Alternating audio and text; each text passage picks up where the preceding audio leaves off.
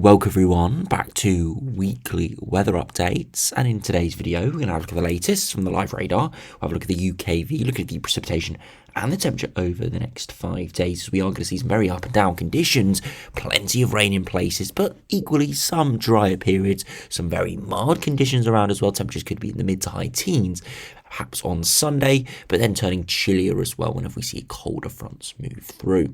The longer range is still looking very uncertain. Of course, maybe earlier this week we thought perhaps we could be seeing a cooler or colder period towards the second half of March. Then over the last couple of days that has degraded away a little bit, still perhaps more average or slightly below average, but nothing amazingly cold, whereas the GFS today has reversed back to something that would be quite a bit colder and would be blocked to end March. So if I'm being completely honest, it's still very much up in the air. It looks like some of the runs have reverted back to a colder pattern through today, and we'll explore that in the second half of the video.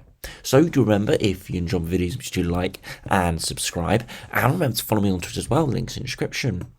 Now, to start on the live radar, we have seen plenty of heavy showers around today, as we have had a relatively mild air mass. Strong sunshine has triggered these heavy showers breaking out. You can see a few of them still linger across parts of northern England and clearing across parts of East Anglia and sort of just the north of London now. Should clear in the next hour or so. Elsewhere, pretty dry, and if we do look at the temperatures around 8 PM, still relatively mild, especially further south and eastwards. Further northwards, cooler air is in place, and that means those temperatures could drop more towards freezing tonight. Again, not too unusual, but quite a bit chillier than it is further southwards. If you look at the latest UKV, you can see all those showers breaking out earlier today, but degrading away through this evening. And then as we head into tomorrow, we see cloud thicken from the west, and then some showers spreading in for the afternoon. And then we could see some quite heavy rain spreading in for the west overnight into Sunday. Especially further southwards, it looks like the heaviest rain will be through the early hours of Sunday, latter point of Saturday, further northwards. Eventually, through Sunday, that rain does clear, and Sunday doesn't look like too bad of a day apart from heavy showers around once again. As said, temperatures will be very mild, as we will see in a minute. As we head into Monday, another batch of rains trying to move in, but it doesn't look too significant there. And then into Monday afternoon, you can see it's actually relatively dry. So as I said at the start of the video, there will be drier periods, but there will still be plenty of rain. You can see that in the west with a big area of precipitation moving in. Eventually this pushes through, giving lots of rain overnight into Tuesday, and then gives a showery picture further northwards through Tuesday afternoon. And then eventually into Wednesday, again, we see another period of rain, but focus further southwards with lots of light to moderate precipitation. Thick cloud as well, really not looking particularly great if I'm being completely honest. If we do look at those max temperatures, you'll be able to see this afternoon we saw 14, 15 or even 16 degrees in the south and the east, cooler further northwards. As we head into tomorrow, a little bit of a frost perhaps further northwards, and then tomorrow afternoon again you could see 12 or 13 degrees, but where we see precipitation moving in, it could be quite a bit cooler further westwards and northwards, maybe only high single digits. Into Sunday, however, look at this up and down. Most of England, Wales, and even into parts of Scotland getting lows, maybe even mid-teens. Some areas could even get to 16, 17, and you couldn't even rule out an 18 degree. Now, a couple of days ago, we saw some runs showing maybe 20 degrees, but I do think that is completely off the cards. I think 16, 17, or even 18 is pretty much the max we could reach. If we did see wall-to-wall sunshine, no showers, maybe a slightly milder air mass, there's a chance, but at this stage, we're too close, really, to the time for the air mass to shift too much. And we are still looking likely to see quite a few showers around, so unlikely to see wall-to-wall sunshine with that. Into Monday, eventually we do see that cooler conditions will start to move in, but still 14, 15 degrees by the afternoon. But as we head into Tuesday again, still seeing those low to mid-teens further south and eastwards, but further north to westwards, turning cooler. And then as we head into Wednesday, cooler for all, temperatures really only in the mid to high single digits as we start to see thicker cloud and rain moving in. If you do look at those upper air temperatures, you can see chillier air is starting to move in, and it is because we see high pressure building in with cooler air coming in from a northerly flow. Again, that pattern isn't going to be sustained, so it's not going to be anything crazy, but could give it chilly conditions for a time. Now, do look at the longer range. You can see at the moment westerly winds are getting unlocked, and it is going to remain unsettled but mild as the winds are coming in from the Azores.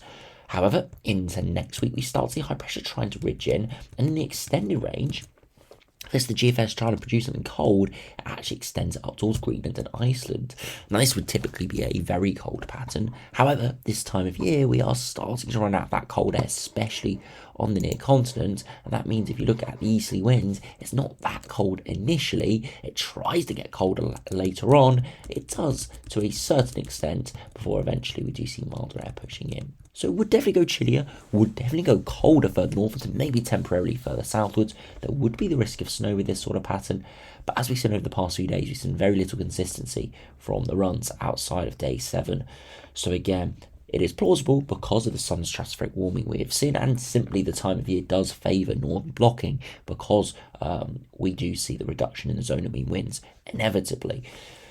But we will have to see nearer the time if this does come off. But regardless, if this, even something similar to this came off, it would be quite a shock to the system with those cold air mass flirting around and generally, pretty chilly, frosty conditions perhaps. If you compare to the GM, see how that does compare.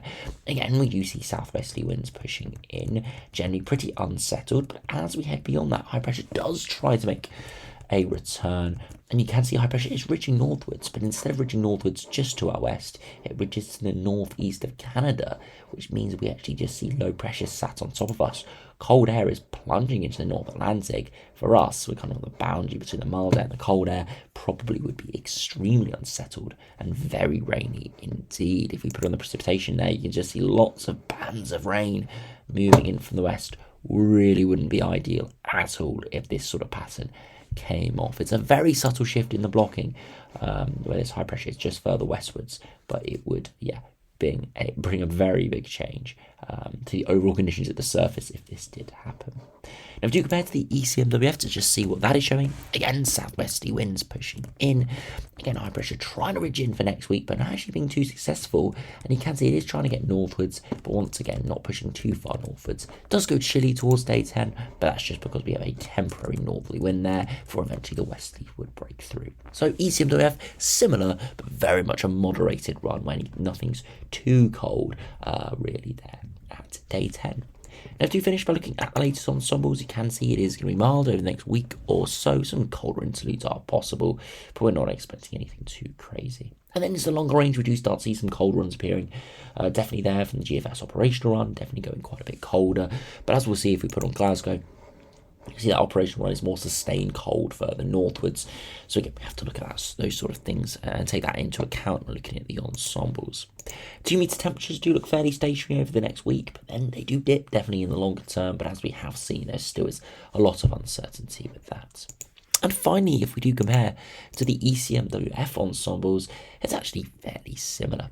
Maybe more moderated if we're being completely honest. The next week definitely is pretty similar, above average, but maybe more below average as we head into next week, or more around average, and then again flirting in around average in the longer range, with some significantly below average, some significantly above.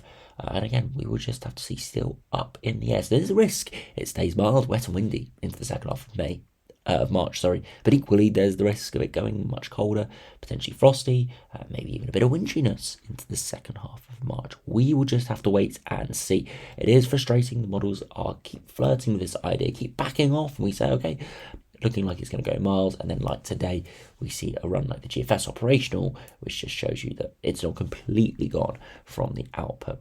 So as I said, we'll just have to see. It will resolve at some point. We'll be able to see if properly we see a response from that sun stratospheric warming we saw towards the end of February and into early March. So anyway, thanks for watching. Hope you have enjoyed. Subscribe if you're new, and I'll see you again for another video soon.